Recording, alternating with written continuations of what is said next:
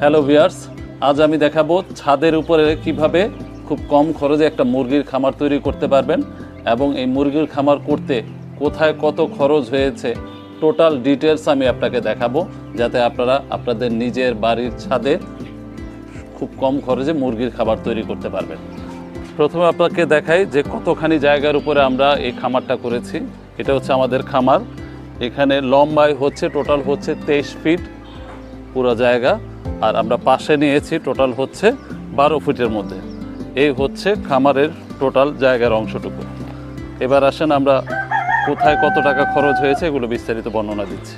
প্রথমে আমাদের প্রয়োজন হয়েছে এরকম লোহার অ্যাঙ্গেল, 2x2 অ্যাঙ্গেল আমরা ব্যবহার করেছি এই টোটাল খামারটা তৈরি করার ক্ষেত্রে। এখানে আমাদের টোটাল লেগেছে হচ্ছে 18,340 টাকার অ্যাঙ্গেল লেগেছে, মোট অ্যাঙ্গেল, যেটা আমরা পরবর্তীতে নিজেরা রং করিয়ে নিয়েছি। তারপরে যে জিনিসটা প্রয়োজন হয়েছে সেটা হচ্ছে যে টিন। এই টিন নতুন কিনতে গেলে অনেক দাম পড়ে। আমি খরচ কমানোর জন্য যেটা করেছি সেটা হচ্ছে যে আমি পুরনো টিন নিয়ে এসেছি।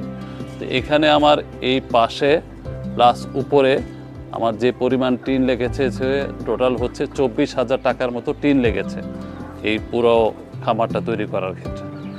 তারপরে আমার যে জিনিসটা প্রয়োজন হয়েছে সেটা হচ্ছে যে এই রুমটাকে ঠান্ডা রাখার জন্য আমি টিনের মধ্যে ইউজ করেছি হচ্ছে এই ধরনের ফোম, যেটা আমাকে অনেকখানি রুমটাকে ঠান্ডা রাখার জন্য মানে সুবিধা করে দিয়েছে। না হলে রুমটা অনেক গরম থাকতো। তো এটা অবশ্যই আপনারা ইউজ করবেন, যে টিনের সাথে সাথে এই ফোমটা ইউজ করবেন। তারপর হচ্ছে পুরো জায়গাটাকে বাউন্ডারি করার জন্য আমরা যেটা করেছি, দুটো করে ইটের গাঁথনি দিয়েছি, যাতে হচ্ছে যে খোলা বাতাস থাকে, বাতাস চলাচল করতে পারে। আর এই খরচটাকে কমিয়ে নিয়ে আসার জন্য আমি যেটা করেছি হচ্ছে পুরনো ইট ব্যবহার করেছি। এখানে এই বাউন্ডারিটা করার জন্য আমার মোটামুটি 1500 টাকার মতো ইট আমার লেগেছে। বাতাস চলাচলের জন্য আমি যেটা করেছি চারপাশে হচ্ছে লোহার নেট ব্যবহার করেছি। অন্যান্য জায়গায় দেখা যায় যে প্লাস্টিকের নেট ইউজ করে, কিন্তু সেক্ষেত্রে সমস্যা হচ্ছে প্লাস্টিকের নেটে অনেকের ক্ষেত্রে ইঁদুরে কেটে ফেলে। এছাড়া দ্বিতীয় হচ্ছে রৌদ্রের কারণে, প্রচণ্ড রৌদ্রের কারণে এগুলো প্লাস্টিকেরগুলো ফেটে যায়। তো এই কারণেই আমি যেটা করেছি লোহার নেট ব্যবহার করেছি এবং সাথে সাথে এটা রং দিয়ে দিয়েছি। সেক্ষেত্রে দেখা যাচ্ছে যে এটা আমার অনেক দিন পর্যন্ত লাস্টিং করবে। আর এই নেট বাবদ টোটাল আমার এই পুরো খামারটাকে এখান থেকে নিচ পর্যন্ত নেট বাবদ আমার খরচ হয়েছে টোটাল হচ্ছে 3,000 টাকার মতো খরচ হয়েছে।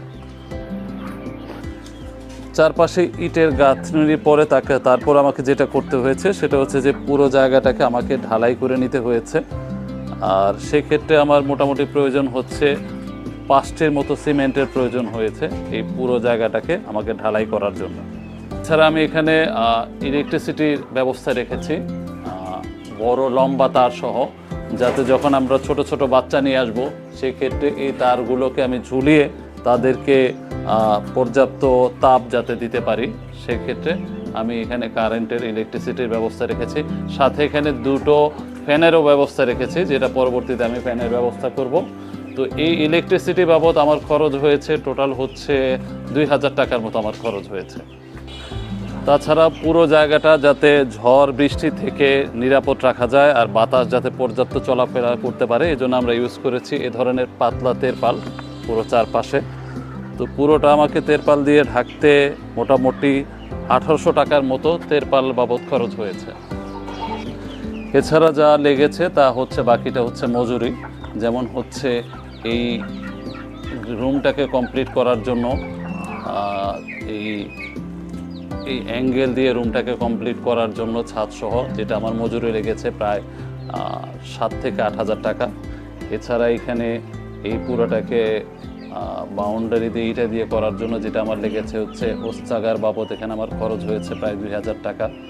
আর আনুষাঙ্গিক যেগুলো খরচ হয়েছে সেটা হচ্ছে আমার এখানে লেগেছে আরও 2-3 হাজার টাকা। তো সর্বসাকুল্যে এ ধরনের একটা ছাদের উপরে খামার তৈরি করতে গেলে আপনাকে মোটামুটি 50 থেকে 55,000 টাকার মধ্যে আপনারা এই ধরনের একটা খামার করতে পারবেন।